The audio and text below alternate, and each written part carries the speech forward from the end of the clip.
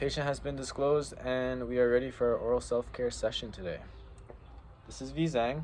How are you doing today, V Zhang? I'm good, how are you? I'm doing very well. We're here today just because I wanted to talk to you a little bit about your oral self-care habits and what we can do to improve those. So firstly, since you are in the high risk category for cavities, I wanted to talk to you a little bit about how they form. So you need 3 factors for cavities to form. The first one is a susceptible tooth. In your case, it's on your premolar, just where you have that metal amalgam filling there. The second factor is you need some type of carb or sugary carb in your diet, and you also need the bacteria that grows in your mouth, and that bacteria is called Streptococcus. Okay? Okay. So, when all 3 of these factors are present, this is how cavities form. Now, I want to talk a little bit about your plaque score and where plaque is forming in your mouth. Now, from our data, we've seen that your plaque score is on the higher end of 100. It's kind of sitting around 70, and we want to lower that. Okay, so what I want to ask you is, do you floss daily? Because this might be the reason why we're seeing so much plaque in between your teeth. I don't floss daily. Why? It's really hard to get into, especially the front of the tooth. Okay. Yeah, and would you say that when you're flossing, does it hurt to floss? Mm-hmm. Yeah? Yeah. Okay, understandable. Now, how about your brushing habits? We've seen, I've seen from your assessment data that you only brush about 1 to 3 times a day. Would you say you're getting to the very backs of your teeth, kind of hitting those molar areas? No. No? And why is that? Because it causes me gag reflex. A gag reflex. Yeah. Okay. In terms of finding a solution, I would like to recommend that you might try flossing once or twice a day, at least once a day. Whether that is with something like your average string floss, or if you even want to try something like floss picks. So we must try this just because you're presenting with very inflamed and red gums. So if you're stimulating the gums and you're using floss once or twice a day, that stimulation is going to help the gums to stop being so inflamed. Okay? So I also want you to really focus on flossing those bottom teeth and flossing in between those contacts where you have a lot of crowding. Crowding is just like your teeth are kind of really, really pushed together. Okay. So if that's too hard, we can also try something like a water pick. I don't have a water pick here for you today, but if that is something that you would like to try, it's definitely an alternative. Okay?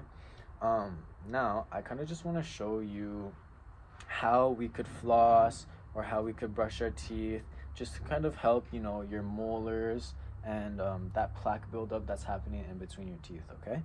So, I don't know if you like using a normal floss, but how you use it is just, you want to get about an arm's length of floss, or a 4 arms length, and then you stabilize it between your middle fingers like this. And if I could just have you to hold that for me, I just want to show you how we can floss our teeth.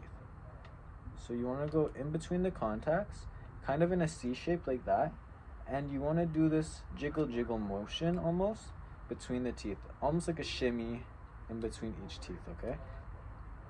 Kind of like that. But we want to make sure we're not sawing down on the gums either, because that could hurt our tissues, okay?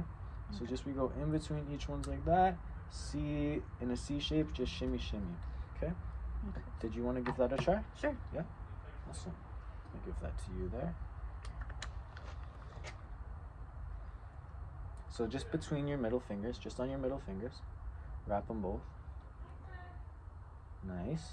And you hold them with your index fingers. Yep. And floss between the contacts, doing a C shape.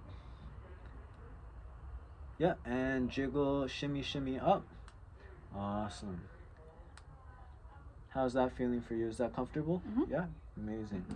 Now, if you didn't like something like this, we could also go towards something like a floss pick. It's a little bit easier.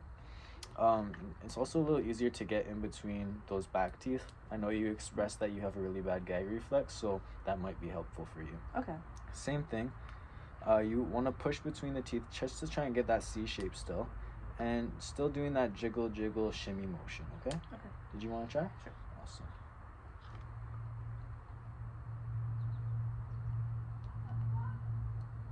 Awesome.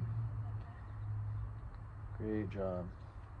Now, in terms of brushing, I know you don't have a technique to brushing, but that's why I want to recommend something like an electric toothbrush, something like this.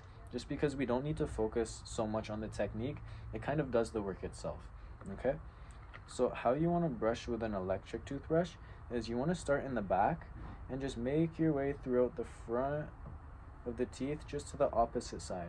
And then we can move to the occlusals, or there's no term really for occlusals, but you just go like this and you let it jiggle across all your teeth, and then you want to move to the inside surfaces of your teeth. Okay? And you want to do the same for the top. Doing that for about 2 minutes every day is gonna reduce your plaque score tremendously. Okay? Okay. I'll let you try that. Nice.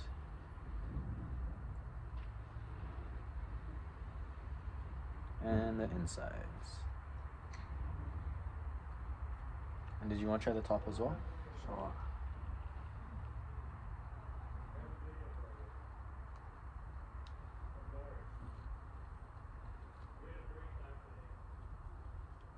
Awesome job. Great. So now that we've gone over, the brushing, the flossing, and all the oral self-care aids, I just wanted to next and lastly talk about your denture habits and how often you're taking your dentures out.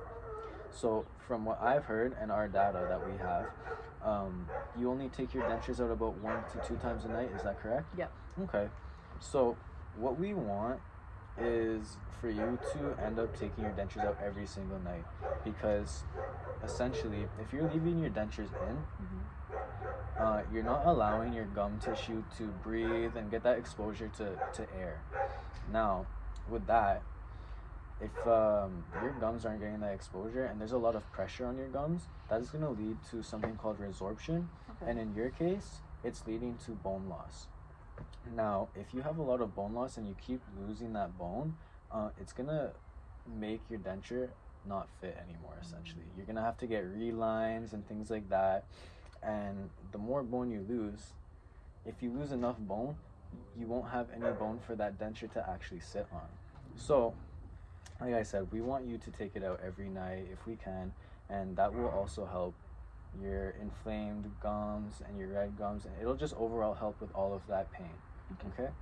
So that is everything I really wanted to go over with you today. Did you have any questions at all? No. No? Awesome. Are you excited to start using all of your oral self-care? Amazing. Thank you for coming today. Thank Rizan. you.